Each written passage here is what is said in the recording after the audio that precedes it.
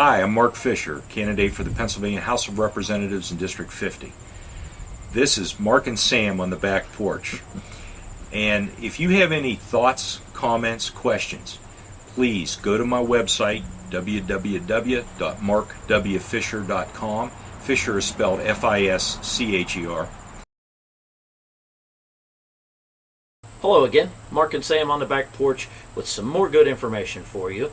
And Mark, I'd like to start out by asking you, have you had a chance to sit down and have lengthy conversations with Pam Snyder, your opponent? No. I've met her a couple times. Well, then I'm confused because when she was elected to this position, or to become the candidate, she referred to you in her acceptance speech as a Tea Party candidate. Now, where did she get that? Well, I appreciate the compliment. If I heard that she said that, I would assume from my website where I discuss attending the first large Tea Party rally and finding it to be encouraging. But wait a minute, I attended a Tea Party rally too uptown. Well, then you're a Tea Partier. Am I a Tea Partier now? Absolutely. But I'm a Democrat. But you're a Tea Partier. Oh my. So you're bad. Ooh. Yeah. Okay. Listen, I love the mainstream politicians. You know, the political. Well, I'm trying not to call them hacks, but the political followers, right, that try to fit people into a box with their political beliefs. Right. Look, I was a Tea Partier long before there was a Tea Party. I was fed up. Right. And I still am. And sure. So are millions and millions of Americans and lots of residents in the 50th district. Yes, we are. So this is a good conversation to have. But think about it for a second in terms of what is a Tea Party, or what makes them a Tea Party. Attending an event surely doesn't. Right. But it's more of a set of beliefs and values that know, number one, something's not right with the way we're going. And it goes back beyond recent history. The key pieces of that was the 17th Amendment.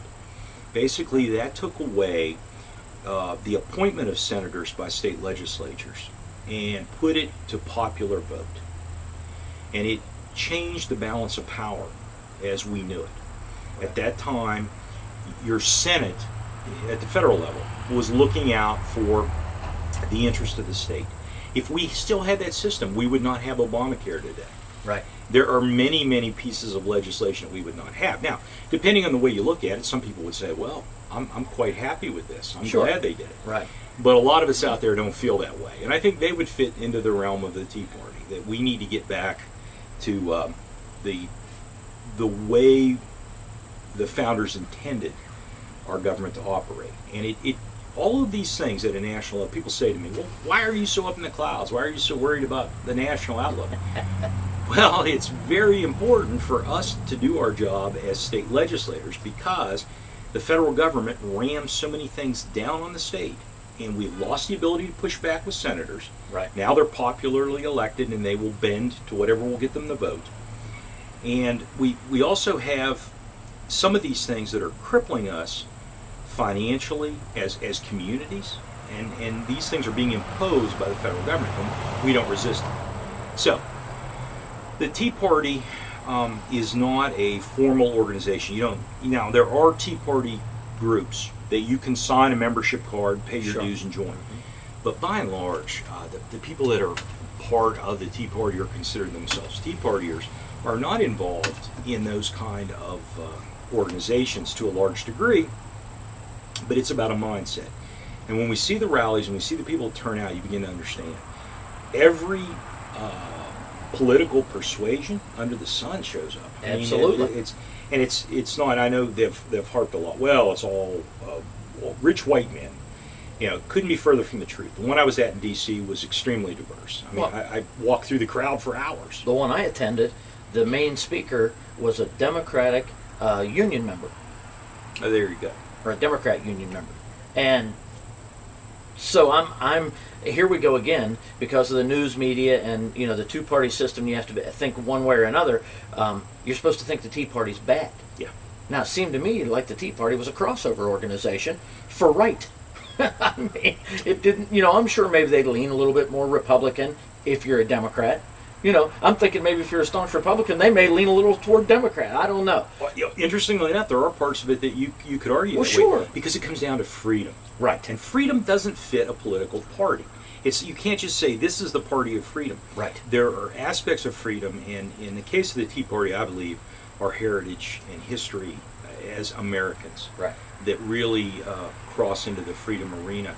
And that's what draws people to it, and that's why people tend to pay attention. Now, it's funny how the mainstream media and the liberal media out there have tried to paint this horrific picture. Right. White supremacists, terrorists, all these things, and it's a complete joke, because there are some very patriotic and let's just say folks with lots of deep convictions about America, about what we stand for, what this is all about. I want to make it clear, I don't mind being called a Tea Party or whatsoever. I've met some great, dedicated people. As have I. And so if that makes me a Tea Partier, I'll proudly wear that distinction. Yes, I am. But I am not a member of any of the Tea Party groups, so I guess there's some kind of official distinction there maybe that somebody would care about. I want to say one more thing. I've mentioned before that I was a libertarian for a long time. Right. And libertarians, really it's a tough political group, because they are truly all over the map. And a lot of libertarians have migrated towards Tea Party type events Right. and beliefs and thinking. And we always used to say as libertarians that trying to get a group of libertarians to agree on anything is like herding cats. Because they run the whole gamut. Right. Some people have certain issues that are dear and some that aren't. So to me, that's what makes us a great nation. Right. Are all those different beliefs and views, and the weirdness that goes with it. The one individual that has ultra conservative, ultra liberal, and libertarian views all in one. Trying to figure those Sure. folks out. It's Sure. very tough. Well, if we all thought the exact same way, what a boring world we'd live in. It would be. But the reality is that in this kind of an election, and with the opponent that I'm up against, she's going to try her best to make this as blatantly political as possible. Absolutely. And that's part of the Tea Party crack, because if all you watch is the liberal media, you tend to get caught up in that rhetoric. Sure. And so that in her mind was a slur or a slam. Right. And that helped to light up my phone. That got a lot of calls. Right. Because people that really feel that way.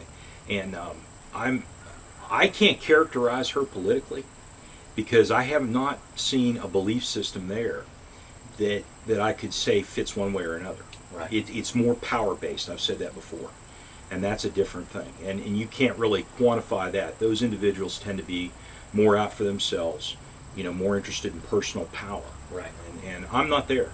I've just never been. I've been in a lot of positions of power, and Right. I've had great authority in situations, but I'm not the kind of person that wants to get in your face with it. And Right. usually, I try to stay reserved. And rest assured, if I'm selected for this, you're going to see a lot more of this kind of interaction Right. going forward as a representative. You're going to get to hear. You're going to have interactions of your own. We're going to be circulating the district, and I will be available. I'm not doing this so I can move to Harrisburg and say, Right. 50th district. Yeah, I heard of that. No. I'm going to be representing the 50th district, and I will do what I have to do in Harrisburg. Right. But my primary commitment are to the folks here. Well, you heard it. Mark Fischer, for state representative in the 50th district. Continue to send your questions in. We're going to answer them through video chat. This is Mark and Sam on the back porch. We've got a lot more coming up.